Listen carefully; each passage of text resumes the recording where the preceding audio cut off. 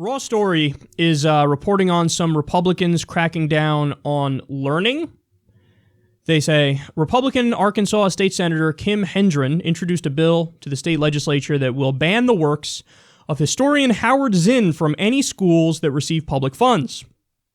Zinn is the author of A People's History of the United States, the groundbreaking reexamination of U.S. history in terms of its effects on the poor, people of color, and women. Republicans across the country fought a pitched battle against the federal AP high school history program. Conservatives argue that the curriculum looks at U.S. history through the lenses of race and class, placing too much emphasis on slavery and Native American genocide and not enough on American exceptionalism and the glory of the free market economy.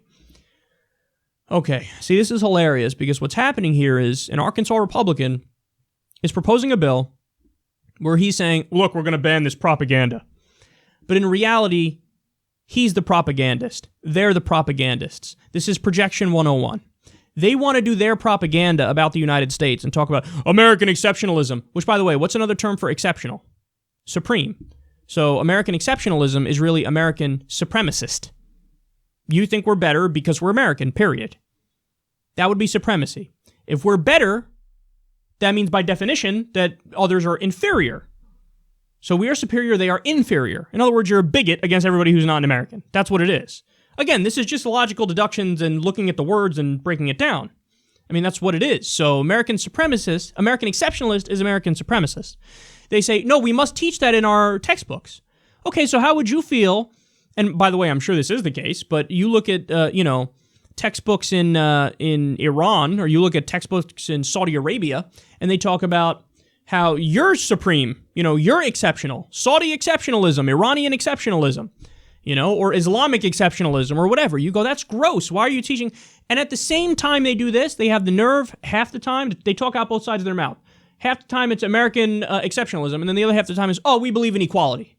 Wait. You can't, it's one or the other. You can't have it both ways. We're American exceptionalists, but we believe in equality. So we're exceptional, we're supreme, we're superior, but we're equal. What are you, superior or equal? What is it? That is propaganda. This is propaganda. 100% this is propaganda.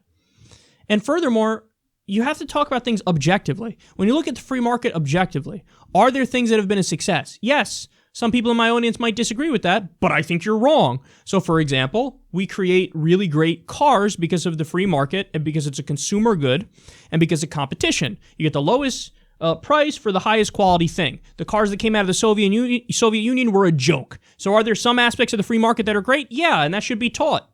But then there's also, unchecked an unchecked laissez-faire free market capitalist economy led to child labor, led to environmental catastrophes, led to black lung for coal workers because there's no regulation, led to no social safety net because the social safety net is socialist and had to come along later after labor battles and fights.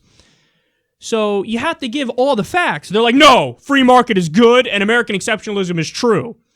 And as they say that, they have the nerve to say, we got to ban this propaganda from Howard Zinn. No, Howard Zinn is giving you information. He's the one giving you reality. When he focuses on slavery and the Native American genocide, he's focusing on it because it happened. That's why he's doing it. It's not from some irrational animus against, I am anti-America.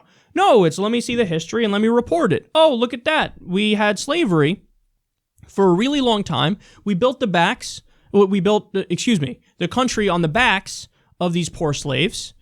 And we gotta come to terms with that, and we gotta acknowledge that. Yeah, we slaughtered the Native Americans who were here before us. There was a genocide. It is what it is. I mean, that doesn't mean we're saying everybody today is to blame for that. No, it's just saying these are the facts of history, and let's discuss it.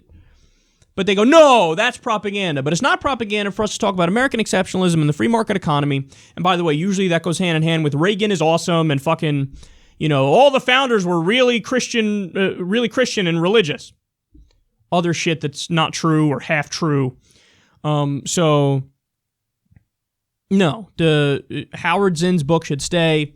By the way, same thing like Noam Chomsky books. The right would scream, oh my God, how dare you? This is indoctrination. No, you're the ones who want to indoctrinate.